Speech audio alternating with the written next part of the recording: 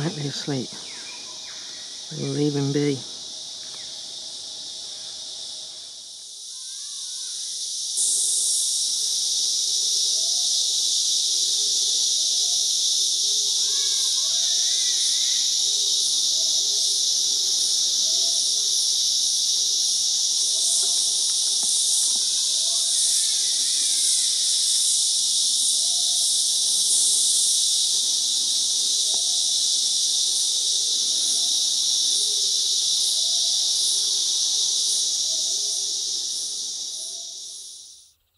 Just to give you an idea of the size, the sheer size of these trees. They go on forever.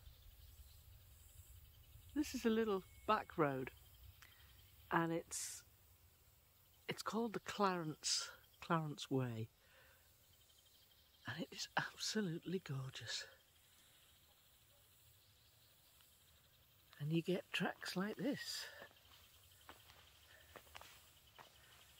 And there's no way a vehicle's been up there. There's something big has been through there.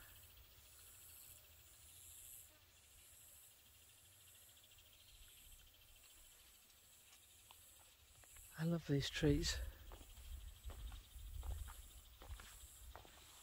They're amazing, just the sheer height of them. Little butterfly. I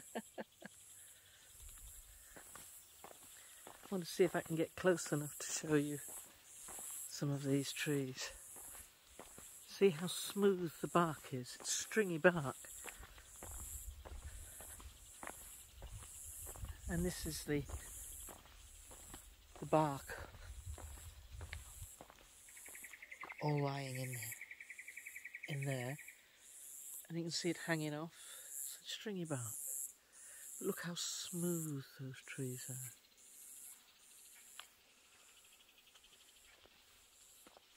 This is all part of Gondwana land, which was Australia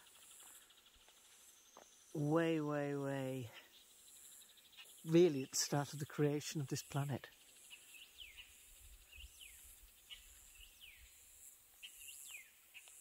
And so this is rainforest, subtropical rainforest. See all these trees up here. Home to many tropical birds, parrots. So this road isn't too bad here. A lot of the roads have been washed away by the massive flooding that New South Wales had in December there, and it did a tremendous amount of damage. Now, as I've got sandals on, I need to watch where I'm walking. There you go. That to me looks like a very clear track.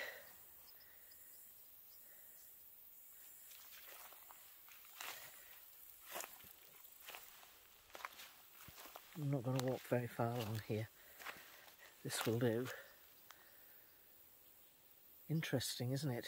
It's a big, broad path, not wide enough for a vehicle, but very, very broad.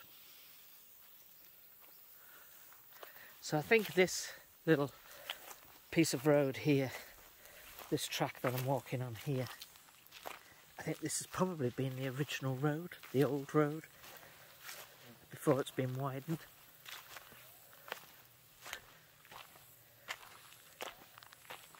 See how smooth trees are? They're gorgeous.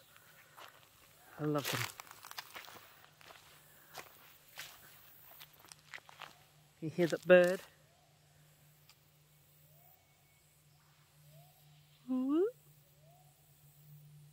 Whipbird going in between.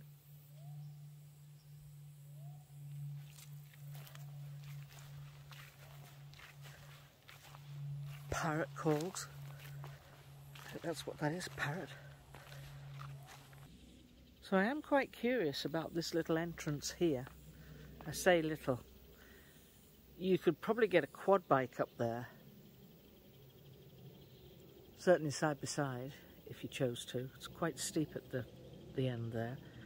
But see this branch across here? That's been placed there. That has absolutely been placed there. By whom? We don't know.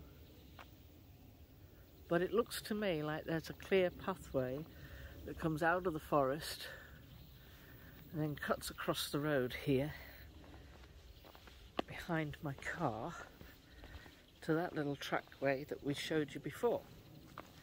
So, either it's an animal run, which it could be, but there's no really big animals coming through here. Wildlife animals, only wombats, maybe. They're like tiny little micro pigs, really, size-wise. Kangaroo, maybe a pademelon would go up there, but not a kangaroo. Koalas, they're just small, very small creatures.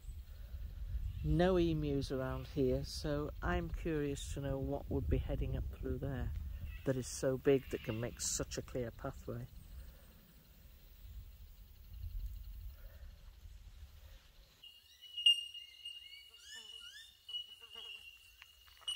Isn't the bird song incredible?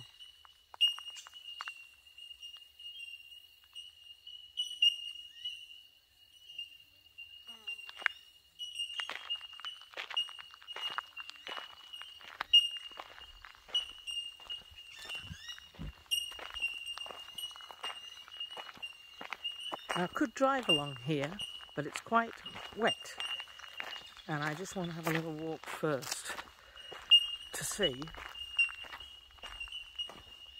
if the road gets any worse, because my car is not a four-wheel drive and I don't want to get caught out.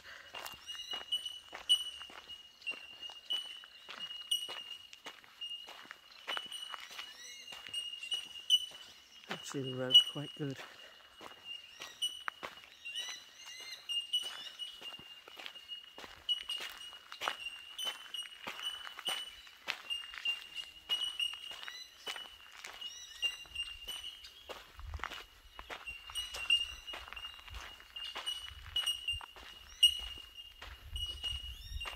I have been conversing with a Fenian and asking her about the local Yowie people. My first question was, are they in this area? And I get a very definite yes, they are. Had they been spotted by local people? And some may have seen, some may have not. Like all things, you start discussing these guys and you would get ridiculed. So I asked about the Yowie families. How big are they in comparison to, say, American Yowie families or Sasquatch families? And they average, I think they average about 8 children. Here, much less. Here, 4 to 5. So they appear to be more aggressive in this country. And from what I understand, particularly up here on the eastern coast of Australia, is because a female is incredibly precious. Very, very precious.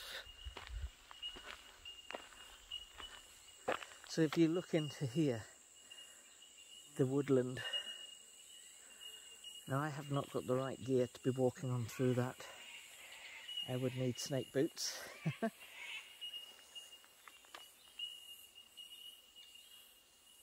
just wanted to give you an overview of the country. You can hear the parrots, the little birds.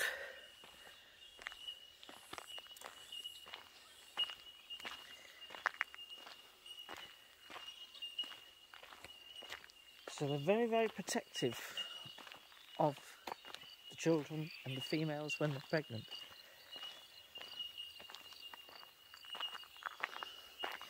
Because at times families have been, I think the family lines have withered out just because of lack of mates.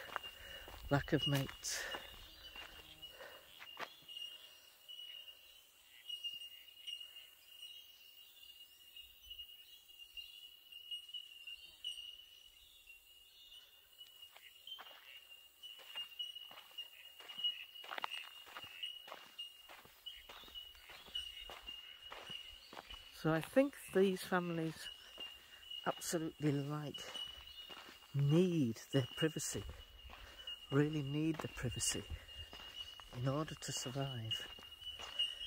There's also things about food, because they're so big, there are food issues as well. Now I asked about size, and they certainly compete with the American Sasquatch size-wise. In some cases, bigger.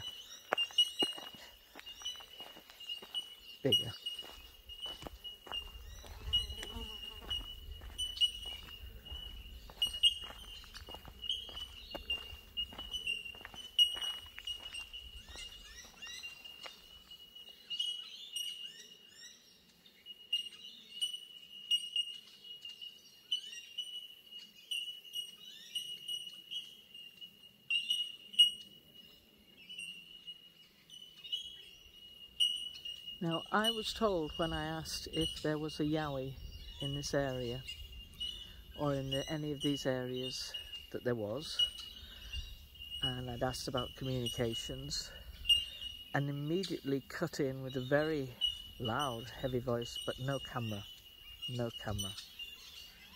So I said, well, the arrangement I have is that I take, with Feeny and Co, that I take my camera with me. But if there are things that I know I've caught, then I won't publish them. I usually ask.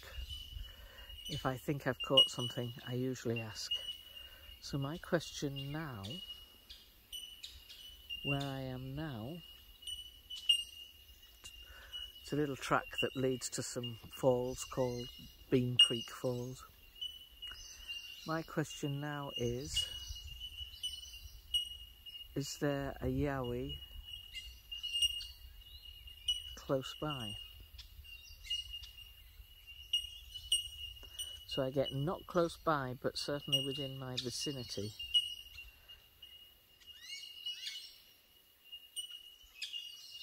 So what she's saying is my energy read has obviously hit their energy field. She's also saying they've read my energy signature.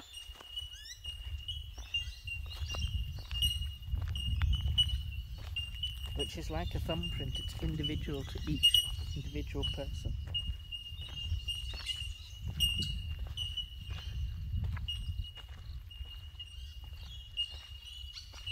So they are aware of me.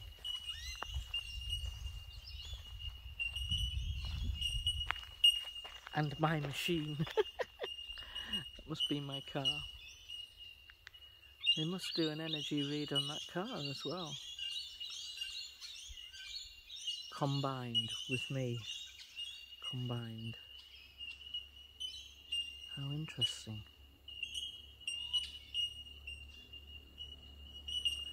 Well, I will go over this footage later.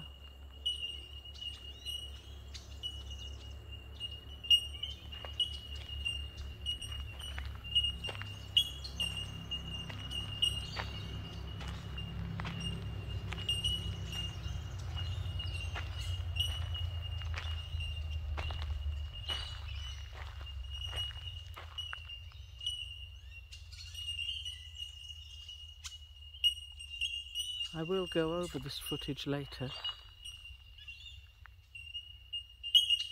and see if there's anything to see, but I would need to ask their permission before publishing anything. Listen to those birds. So the cover here is absolutely amazing. I mean, they could actually be less than 6 feet away and you'd not know it.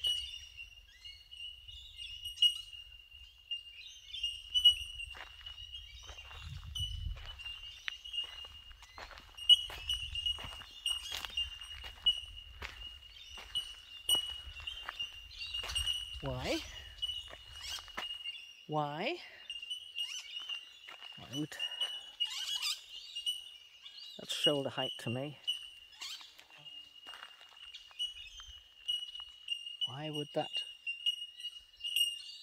be there?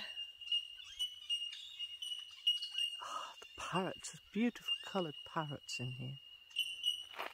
Lorikeets, I think.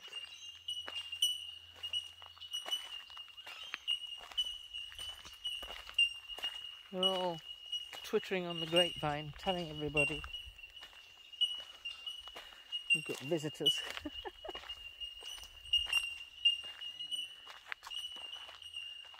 That beautiful tiny little bird up there. Just whistling, whistle, whistle, whistle.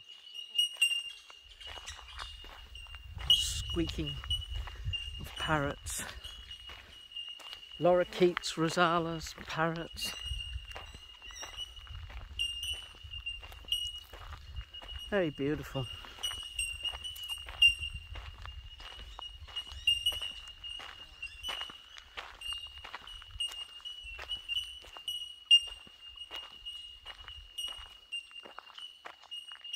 A little track that I've just come down saying Bean Creek Falls. Okay, I have been able to speak using MindSpeak with a local family. I asked how far away they were, and he said less than a kilometre, so very close. It was a male, and his name is Sefer. I think it's Sephanum,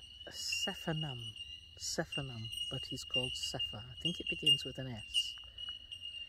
He's in his 20s, mid-20s, and he has children, all little girls, and a mate.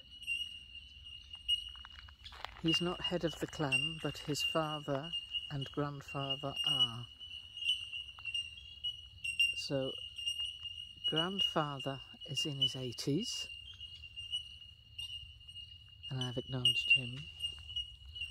Grandma is no longer with us, but his parents are both with us, and I believe his father and himself run the clan, our family clan, that's what he's saying.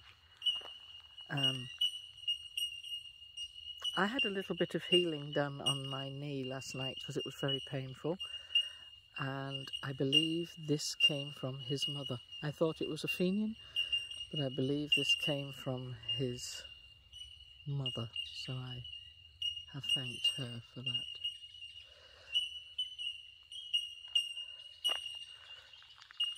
So isn't that amazing? So I've thanked them and asked that we may speak again, which they say yes, they would like to.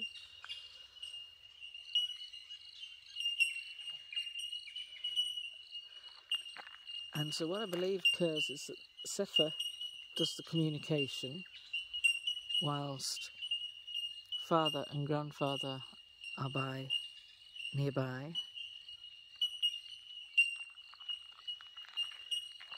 Because he's saying he is the future, so he needs to be communicating.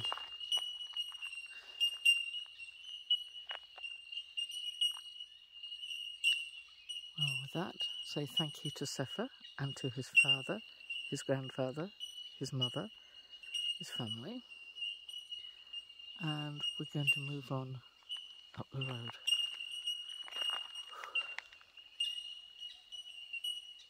Okay. I just thought I would show you some of the different trees, the different types. Isn't that amazing? Look at the way the bark is, the grey, it's almost like camouflage. And we have it again here. The rough and then the smooth. And believe me, this really, really is smooth.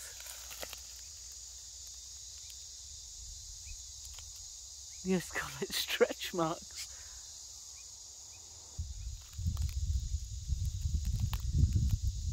I love these trees. Aren't they amazing? This one again is very, very different. Really, really smooth. That's just weird. Totally bereft of any bark. Because the bark is here. It's all on the ground. Like a camouflage.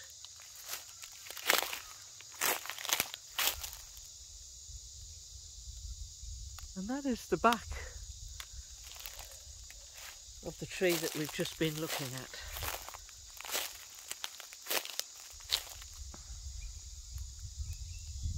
Beautiful, aren't they? Wonder what stories these trees could tell. One thing I will say, I've passed a house just a little bit further along the road in a little town called Bonalbo, and on the gates is written Passchendaele, a very famous First World War Battle of the Somme, when Australia gave all its sons, gave them gladly, not realising the horror of what they would be going in for.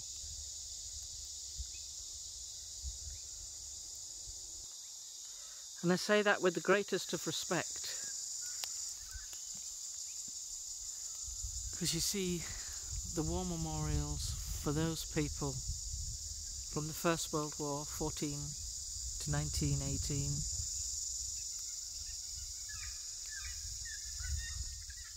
and the names, hundreds of names. And then you see the Second World War, 1939 to 45, and there's half a dozen names, because they gave everything they could give in the First War. There were no men left to create families again.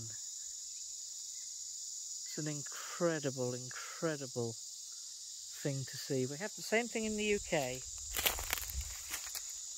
but here in these very, very small back towns, and they gave so much. It's incredibly sad, very moving. So much so that they would call their property, after the battle they probably lost the parent or the son in, and called it Passchendaele. Well, a couple of nights ago when I was in Woodinbong, if you remember, I had a conversation with Sephanum in the afternoon. It was a good conversation, it was very productive, as you probably heard. So later that evening, I was tired, I went to bed about 9:30, 10 o'clock-ish, caught up with some YouTubes. And then, about 2:30 in the morning, I awoke. I could hear cattle stampeding and the horses stampeding around the property. I had no idea why. They were absolutely racing around there, baying, mooing. The horses were going mad. The birds started. All manner of birds were squawking. This is at 2:30 in the morning. They should be fast asleep. No cattle should be running around fields like that. I then heard grumbling, what I can only describe as grumbling. I could not discern what the sound was, whether they were voices or what, but it was grumbling in the distance.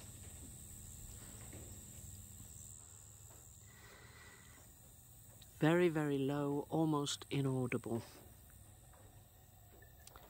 I then lay awake for a while listening and listening amongst this cacophony of sound that was going on outside. I had a deck outside the bedroom doors, and I heard one of the chairs on the deck scrape like something had moved and walked past it. And I'll tell you this, I was not inclined to get up and have a look. I really was not. I just lay there for a while, straining my ears to listen. So then it quietened down a little bit, and I thought I'll close my eyes and just concentrate and see if I can distinguish where these sounds were coming from. And making a mental note that I must check the outside very, very carefully for footprints. Anyway, about half an hour later, I felt like an enormous vibration come into the atmosphere, and this pressure, as if I had two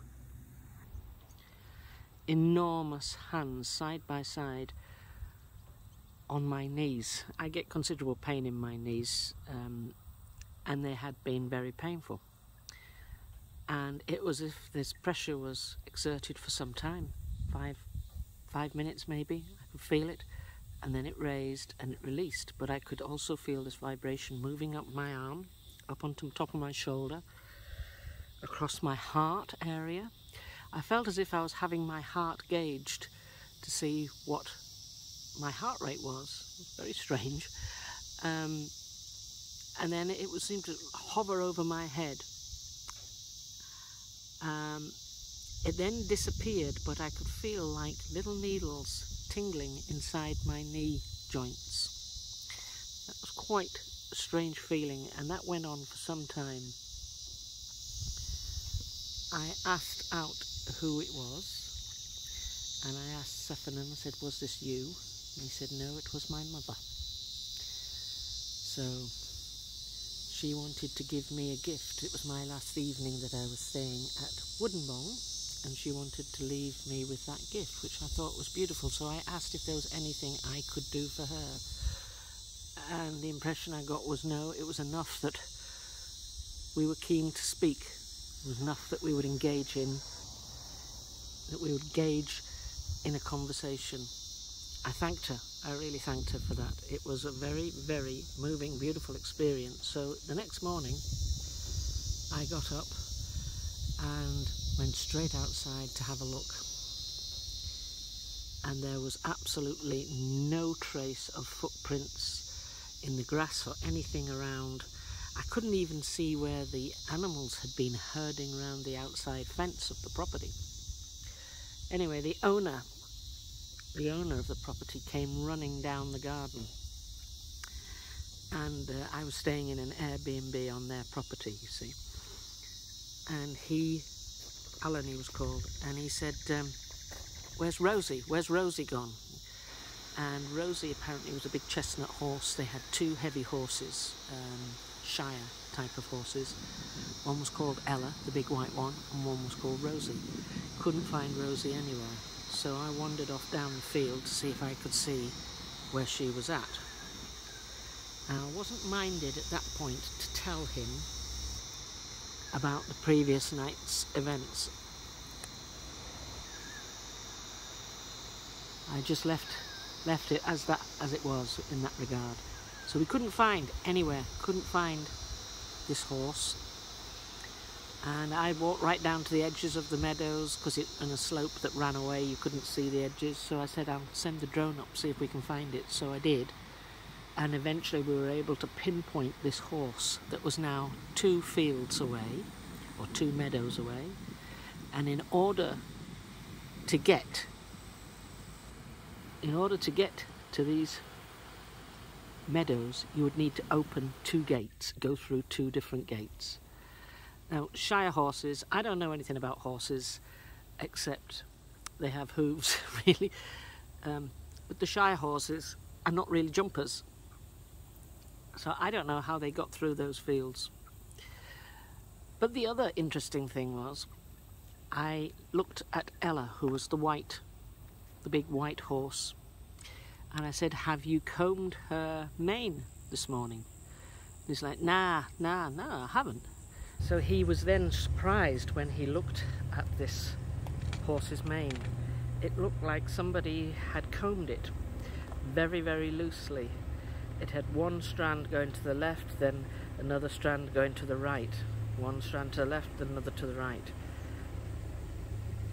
And I registered the surprise on his face, and I said nothing.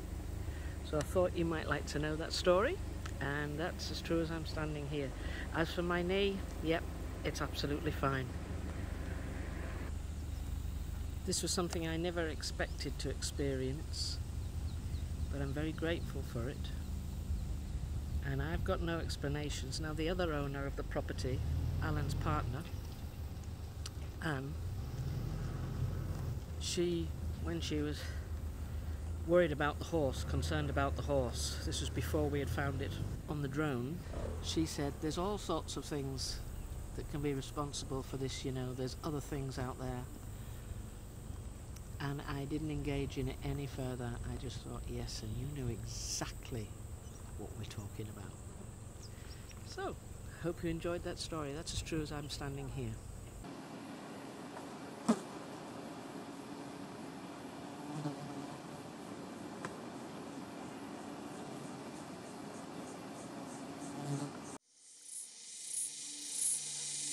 So I'm just on the foothills. It's like a base walk to Mount Tibrogargan in the Glasshouse Mountains.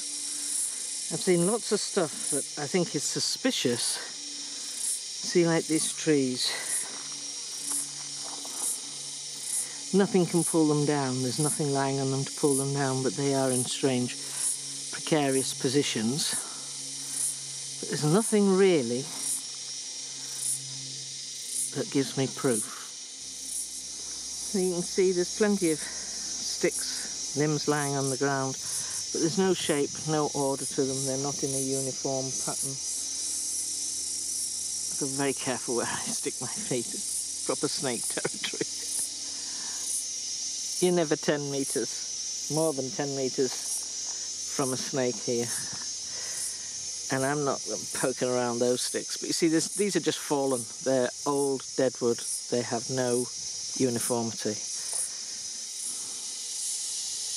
More strangeness. All it is odd, but it doesn't amount to a hill of beans, really.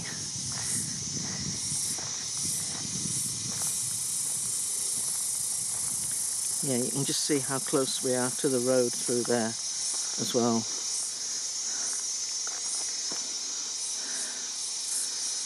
Well, there's a couple of arches and things, but I just think they're natural.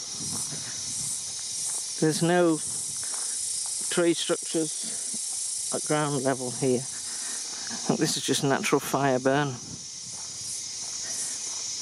That's why the base of the trees are so black, because there's been bushfires here. That is interesting. At the back there, that is interesting.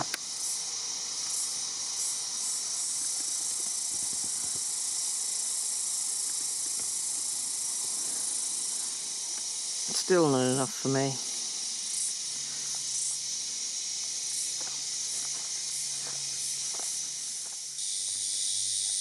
I did have a look at this. It's about 10 feet tall, but again, I just think it's natural.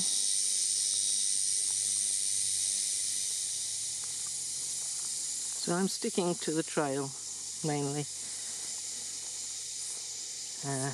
It would not be a good idea to be wandering around in shorts and sandals. I do have proper walking shoes, but And I understand, I do understand. I have asked out. My name that I was given as a connection here was Razul for this area. And they do use this, but not so close to the road, although it would be a great observation point for them. But there are so many miles and miles and miles of forest that they can hide out in. They don't really need to hide out by a road. They really don't. This is just all burn. There's no order to it. There's no sign of stickery, as I called it. I did see this here. There's a big bend off to the left. It comes down in an X, but I asked about that and I was told that was natural. So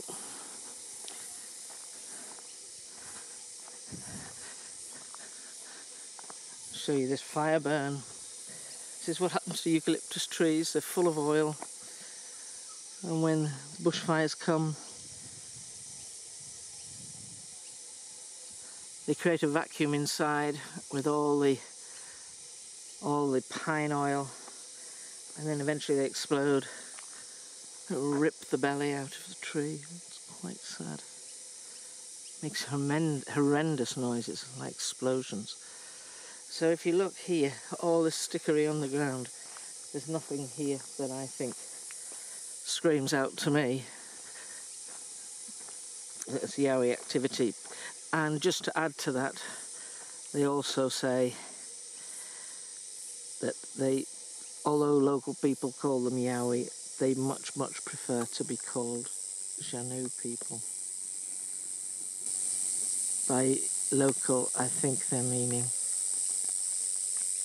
the Aboriginal people. Maybe people in general. This is just a gathering place where you can have a picnic and... But that, by the way, let's show you this. That's the climb up to Tibragargan, and I'm not doing that, not in a month of Sundays. It's near vertical, and every week they pull somebody off here who's had a fall.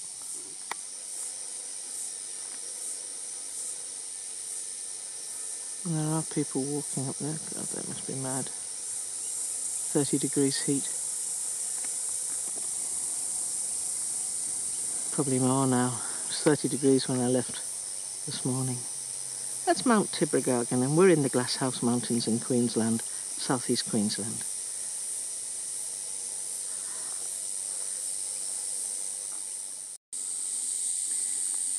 There's no doubt about it, the area feels right. It feels to me like it would be a very good home. Plenty of food, absolutely any amount of spaces and rock caverns where they can make their homes. Wildlife is abundant. Water. These are subtropical rainforests. So it's the middle of January and look how green everything is. And I think that noise you heard was some tourists making whoop noises.